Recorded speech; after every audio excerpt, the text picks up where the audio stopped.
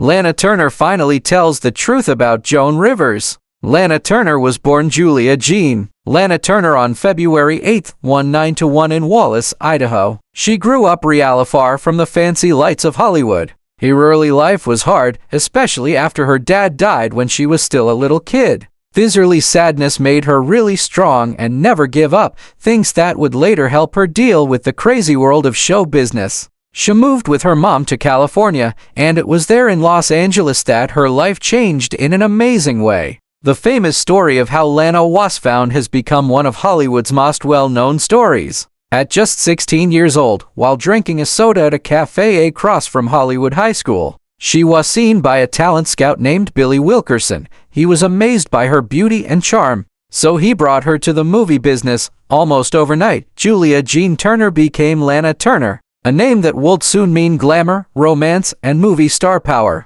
Her first movie came in 1937 with a small part in They Won't Forget, and her beautiful looks got everyone's attention right away, making her a Hollywood star. During the 1940s and 1950s, Lana Turner became one of the most popular stars in the business. People called her the sweater girl because of her young beauty, and she went from simple roles into more serious acting that showed how good she was. She starred in famous movies like Ziegfeld Girl in 1941. The Postman always rings twice in 1946, where she played Cora Smith and became known as a dangerous beautiful woman, and The Bad and the Beautiful in 1952. This acting got her lots of praise. Later, she got nominated for an Academy Award for Best Actress for her role in Peyton Place in 1957, proving that she was not only a beautiful screen goddess but also a serious actress with real feelings. Even with personnel problems, Lana Turner stayed a true star. Her beauty, charm, and amazing talent made Suresh had a place with the greatest actresses of Hollywood's best time.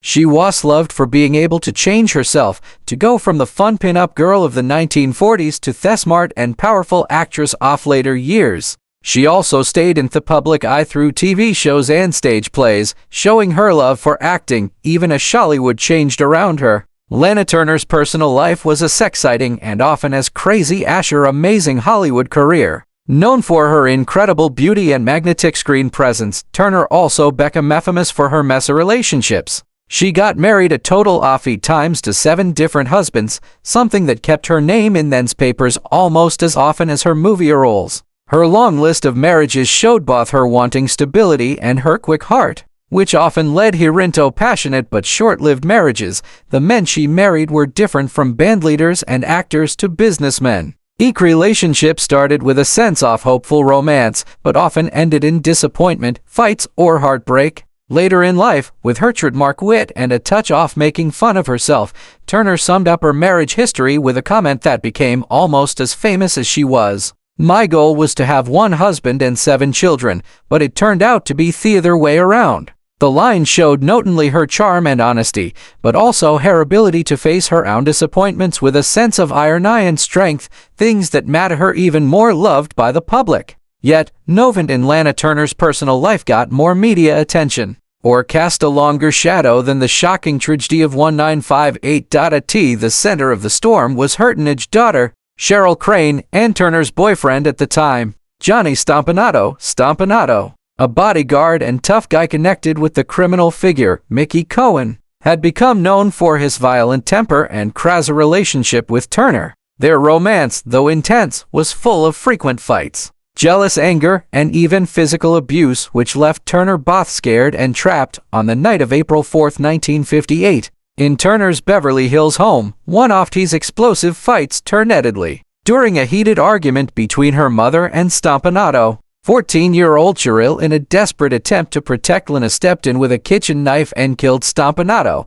The incident immediately became front-page news, gripping not just Hollywood, but the whole nation. The glamorous movie star, whose life seemed like a fairy tale, was suddenly thrown into a scandal that blurred the line between film noir movies and tragic reality. Newspapers ran exciting headlines, radio people talked about every detail, and reporters camped outside Turner's home and the courthouse, hungry for every photograph and quote. For Lana Turner, the ordeal was both deeply personal and painfully public. She had to testify at the coroner's inquest, where she broke down on the witness stand, her emotions raw and exposed. The inquest finally ruled the killing justifiable homicide, accepting Thatcherell had acted to defend her mother's safety. While Cheryl was spared from criminal charges, the case left deep scars on both mother and daughter and forever marked Turner's public image. Despite the trauma, Turner showed remarkable strength, carrying on with her career, even while tabloids continued to guess about her private life. For audiences, that tragedy only made her more mysterious. She became not just the glamorous starlet discovered at a soda fountain, but also a woman who had lived through real-life drama as exciting as anything Hollywood could write. In many ways, this incident cemented her place as a person who showed both the dazzling illusion of Hollywood and the dark realities behind its glittering surface. For much of her life, Lana Turner was known as the Sweater Girl, a glamorous screen siren whose image was carefully created by the Hollywood studio system. She was one of MGM's brightest stars in 1940 seconds and 1950 seconds, captivating audiences with her beauty and dramatic intensity. But underneath the layers of studio polish and tabloid headlines, Turner was also a woman with strong opinions, especially about other important women in entertainment. In the later years of her life, she became more and more honest, sometimes offering sharp but honest thoughts about her contemporaries. One such revelation involved none other than Joan Rivers, the groundbreaking Gokeen whose quick wit and biting humor made her both loved and feared in show business. Turner, who lived through the golden age of Hollywood, had witnessed firsthand how the industry treated women, how it praised them as long as they were young, beautiful, and did what they were told, only to throw them away when they no longer fit the mold. Joan Rivers in Turner's eyes represented both a challenger to that tradition and a reinforcement of it. Lana once said in private conversation, Joan made her living by tearing other women apart. She was funny, yes, but sometimes cruel. I never knew if she realized just how deep her words could cut. The comment was striking because Turner herself had been subjected to decades of gossip, scrutiny, and making fun of in the press. From her stormy marriages to the notorious Johnny Stompanato scandal, she was often the target of cruel jokes. Joan Rivers, who never shied away from making fun at Hollywood legends, sometimes used Turner's name in her stand-up routines. I didn't like it, Turner admitted. But at the same time, I knew Joan was doing what she had to do to survive in a man's world of comedy. This contradiction captured Turner's mixed feelings. Resentment at being targeted, yet admiration for Rivers' boldness. Glenn Corbett, the actor who knew Turner personally and occasionally heard her honest thoughts, remembered the actress speaking with surprising vulnerability on the subject. Lana told me, you know, Glenn Joan Rivers is tough because she had to be. Nobody gave her anything. In Hollywood, I was discovered at a soda fountain. Joan had to claw her way to the microphone. That kind of struggle makes you sharp, sometimes too sharp. Corbett explained that Turner recognized in Rivers a form of toughness that she respected. Even if she did not always enjoy being on the receiving end of the comedian's jokes, what made Turner's comments especially revealing was her willingness to acknowledge her own contradictions. She admitted that in her younger days she would have been furious at Rivers, perhaps even dismissive of her style of humor. But age, hardship, and decades of battling her own demons had softened her outlook. By the time I was in my 60 seconds, Turner confided, I looked at Joan and thought, she's just trying to make people laugh, and that's not an easy thing to do. The truth is, I envied her freedom to speak her mind. I never had that kind of freedom in my career. Corbett added another detail that shed light on Turner's feelings. She told me, Joan was able to say things I would have been crucified for. That's the difference between an actress bound by contracts and a comedian who built her own stage. I wish I'd had her courage in some ways. This admission highlighted not just Turner's complicated view of Rivers, but also her broader thinking on the constraints placed on women in Hollywood's golden era versus the newer,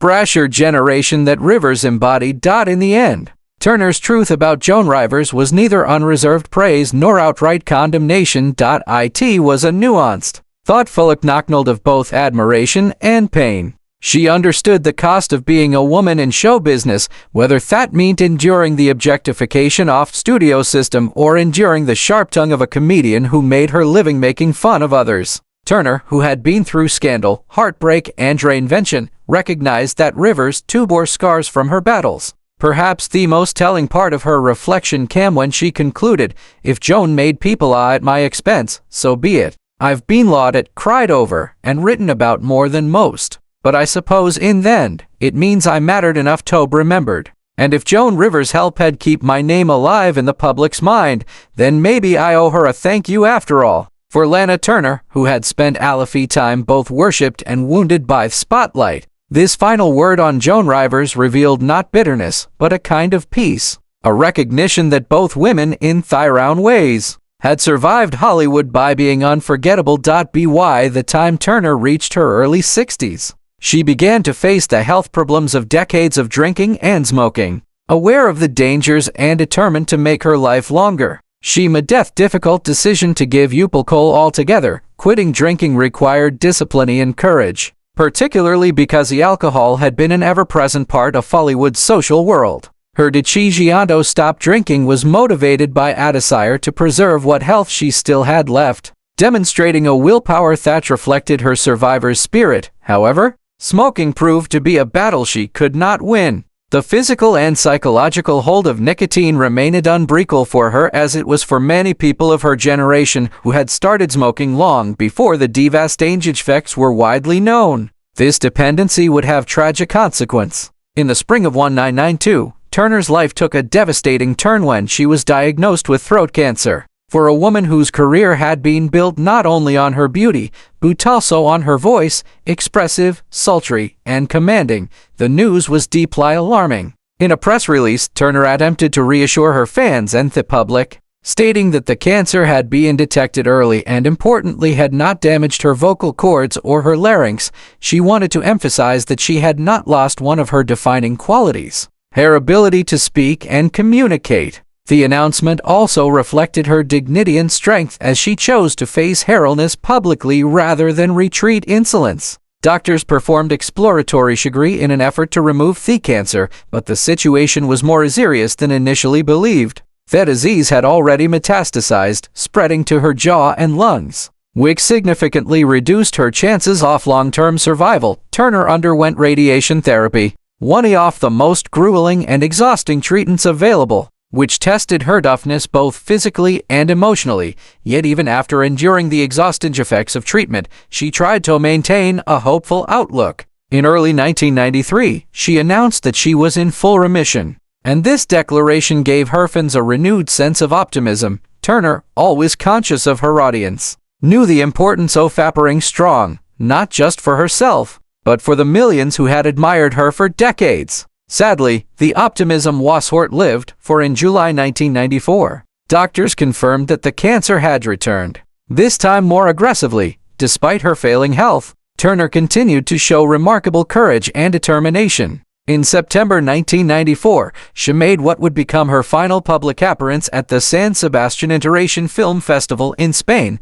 There she accepted a Lifetime Achievement Award, a fitting recognition of her remarkable career and enduring influence in cinema. Turner attended the event in a wheelchair for much of the time, a poignant symbol of how her illness had physically weakened her. But her spirit remained indomitable. Fans and colleagues alike saw in her appearance both the fragility of her final days and the undeniable strength of a woman who had faced scandal, heartbreak, and illness with unwavering grace. 9 months later, on June 29, 1995, Lana Turner passed away at her home in Century City, Los Angeles. She was 74 years old. The end came as a result of complications from the cancer she had fought so bravely against. At her side was her only daughter, Cheryl Crane, who had shared in her mother's triumphs and tragedies, standing by her through the most difficult years. For Cheryl, the loss was devastating. She later described her mother's death as a total shock, explaining that Turner had appeared to be doing better in the weeks before, having just completed 7 weeks of radiation therapy. This suddenness only deepened the sense of loss felt by those who loved her.